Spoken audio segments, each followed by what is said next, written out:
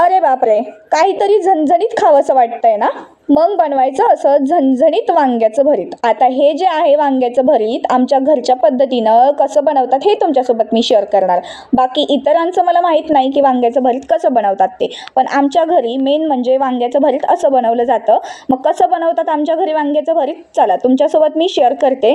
आता वांगं जे आहे गॅस चालू करून नॉर्मल असं मीडियम गॅसवरती हे वांगं भाजायचं आहे. एकदम काळं काळं बाहेरून झालं पाहिजे इतपत वांगं भाजायचं, म्हणजे आतमध्ये बिलकुल पण वांगं तुमचं कच्चं राहणार नाही बरं का.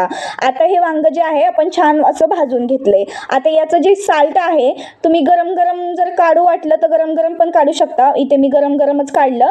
गार झाल्यावर पण बरीच लोक साल्ट काढतात, म्हणजे हाताला चटके बसत नाही. आता इथली जी प्रोसेस आहे का गरम गरम काढायची, ते माझी प्रोसेस नाही केली तरी चालेल बरं का. मला थोडीशी गडबड होती बरं का, म्हणून मी इथे गरम गरम साल्ट काढलं.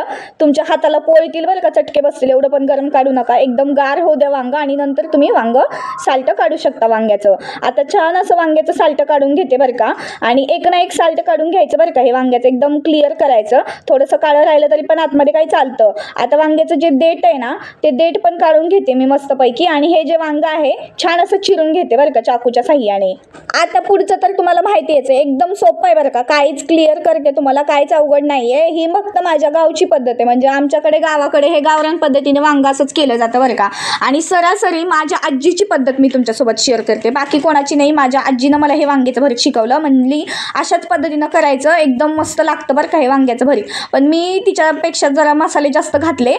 ती फक्त काळ्या वाटणातलं करते, एकदम नंबर एक वांगं बनवते माझी आजी बरं का. तुम्हाला सांगू किती खाऊन किती नाही असं होतं तिच्या हातचं वांगं. आता पुढे काय केलं मी तुम्हाला सांगते. कढईमध्ये तेल तापायला ठेवलं, 1.5 पळी तेल टाकलं, त्यामध्ये जिरे टाकली, मोहरी टाकली, नंतर नकळलेला लसूण टाकला आणि एक मीडियम साईजचा बारीक कांदा कापून टाकला बरं का.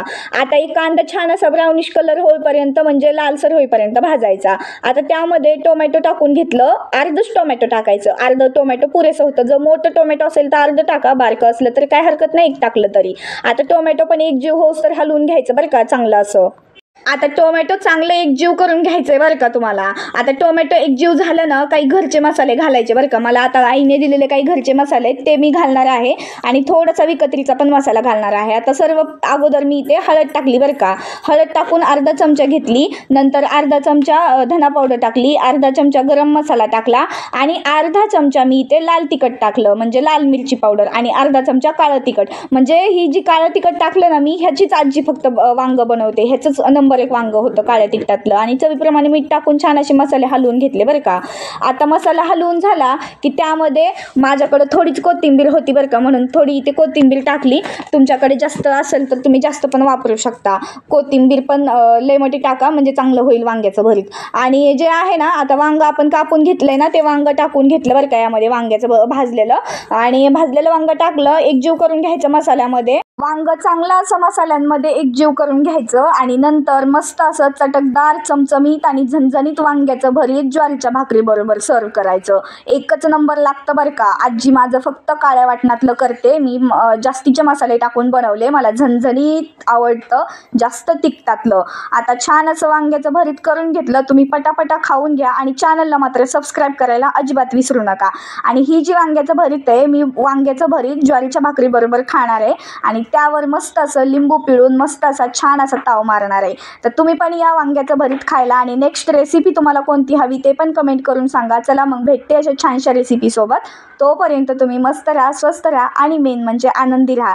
चला तर मग भेटते पुढच्या व्हिडिओमध्ये. तोपर्यंत धन्यवाद. अहो मंडळी, तुम्हाला धन्यवाद म्हणून कसं चालेल, तुम्हाला तर छान असं कॉंग्रॅच्युलेशन द्यायला पाहिजे. तर आपली यूट्यूब फॅमिली 7,000 लोकांची कंप्लीट झालेली आहे, तर सर्वांचे मनापासून आभार. थँक्यू.